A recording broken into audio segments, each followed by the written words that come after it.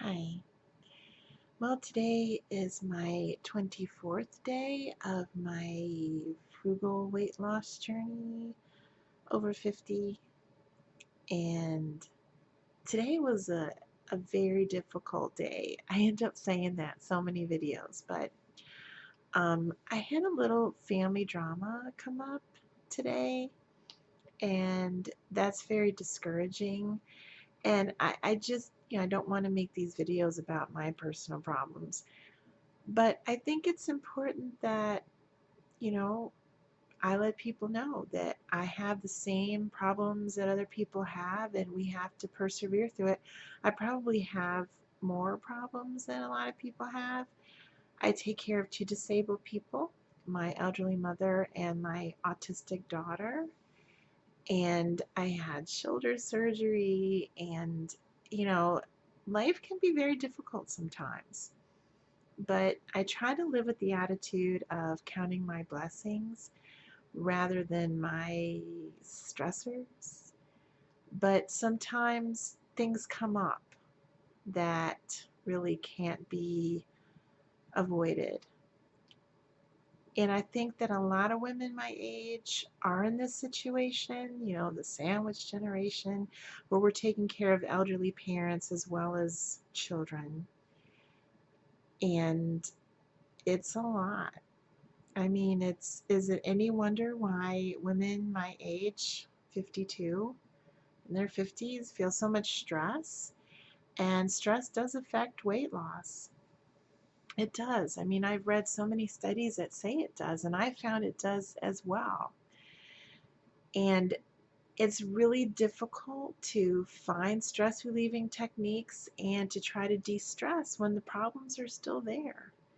Problems don't go away. I mean, my mom's not going to grow younger. My daughter is not going to be cured from autism, even though some well meaning people claim all the time that they read about some kind of cure, some kind of diet cure or Whole Foods, or there's always somebody out there that's trying to, sell something. And not to get all into that debate about autism and what causes it, but since I am doing a kind of weight loss type of healthy food and healthy living blog, I will say that my daughter was diagnosed with her autism when she was 5 years old. And at that point, this when she went to school, into kindergarten, I was feeding her a completely whole foods natural diet. In fact, I made my own baby food. So I know there's a lot of people out there who think that a healthy diet cures everything and prevents everything, but it doesn't. Healthy living is important.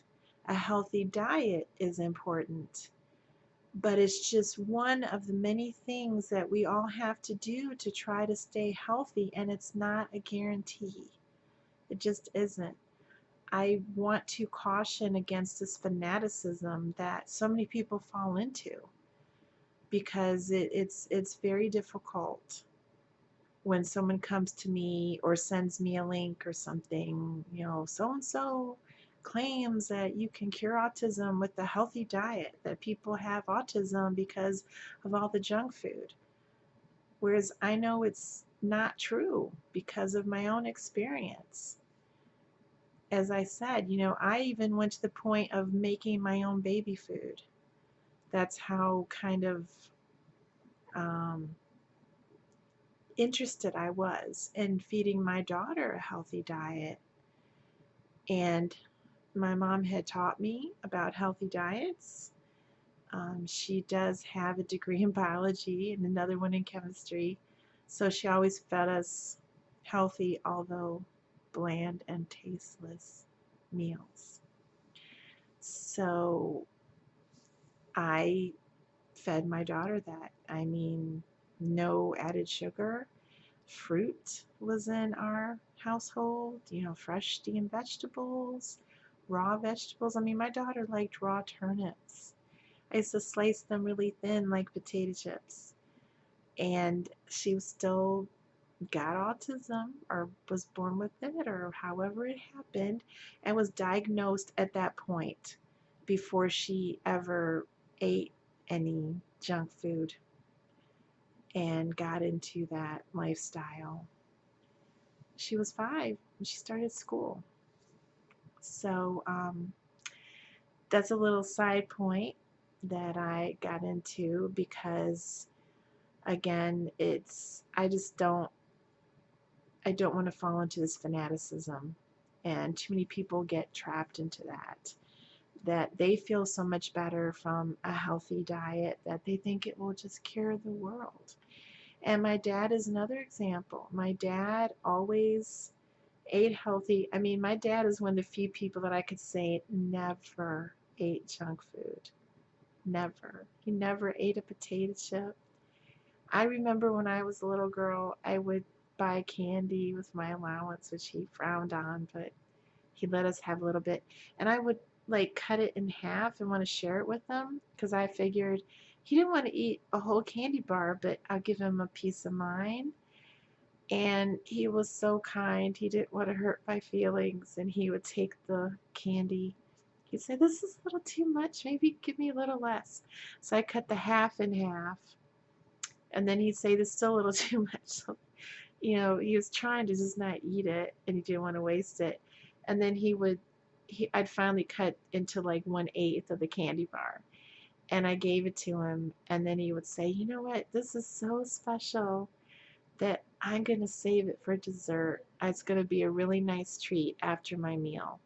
And he'd put it on the shelf in his workshop, and sometimes he'd forget to throw it away, and I'd see it there like a week later. He never ate it. Never. Never drank any pop. I mean, my dad never ate any junk. In fact, he was into health food before it was popular. I mean, back in the 60s, he was mail ordering brewer's yeast and all kinds of stuff. And he even made his own desserts. Like, I called it the Sahara Desert Cake because it was so dry. He would buy organic whole wheat flour and mail order it. And he'd make it with like farm fresh eggs and a tiny bit of olive oil and no sugar. I think he put honey in it or something. And he put so little oil in it. It was just dry as a bone. It was terrible. And then for the so-called frosting, he would just mix a little bit of cinnamon and brown sugar. And he loved it because he didn't have to feel guilty eating it. But he got cancer, okay? He was in his 80s. He had robust, wonderful, perfect health until then. But he still got cancer. It wasn't a guarantee. So I just want to say that little tidbit because I just don't want to encourage any fanaticism. I'm working on eating a healthy diet because it's just, as I said, one of the many things that we do to have a healthy lifestyle. Exercise is another one. Stress management is another one. Neither one of those in itself is a guarantee. And even together, they're not a guarantee. It's just we have to make efforts because if you don't eat right and exercise and try to avoid stress, you're probably going to get a lot sicker a lot faster and a lot sooner. So that's what I have to say about that. Um, the family drama I had today, without going into too much detail, kind of revolves around my mom. She had 4 children, and it's really stressful to get any of my other 3 siblings to help. And it's frustrating. It's frustrating. I mean, because they all live far away, so they can't really help with a lot of practical things. I mean, my sister very generously helps with paying a friend to come and clean once a week, and also for a nurse to come and give her a shower. And that's a really big help that my sister and my brother-in-law do every week. I mean, that's a big help. But she has other needs, and a lot of them are emotional. I try to get them to call her regularly. I mean, that's difficult. And when something comes up, like with insurance or with Medicare, I ask them, you can help, you guys can help make phone calls because it's not like taking to an appointment, which I do, and oh, it's just not, the message just is not getting through, and it's frustrating. And the only reason why I bring it up is because what do all of us do when we're stressed? We want to eat. We want to soothe ourselves, comfort ourselves, kind of try to distract ourselves from the pain of these painful interactions with people. And that's what I always did. But today I just said, you know what? I am not going to do that. I have been unhappy with the results of that. I'm just going to have to feel the pain of this frustration and try to just relax and do my best to get through it on my own, because that's kind of the situation I'm in. And I think each person has to deal with their own conscience. I mean, that's what it's about, isn't it? We each have to determine in our heart what kind of people we're going to be, what our values are, what our morals are, how we're going to live our life, the legacy that we're going to leave behind, the examples we set for our children. That's an individual choice that everybody has to make. And you can't just judge other people's choices. I mean, I'm just going to keep doing the best I can, um, and hope that it's enough. It's really all I can do. And I said I only brought that up because I don't want anyone to think that I have this perfect life.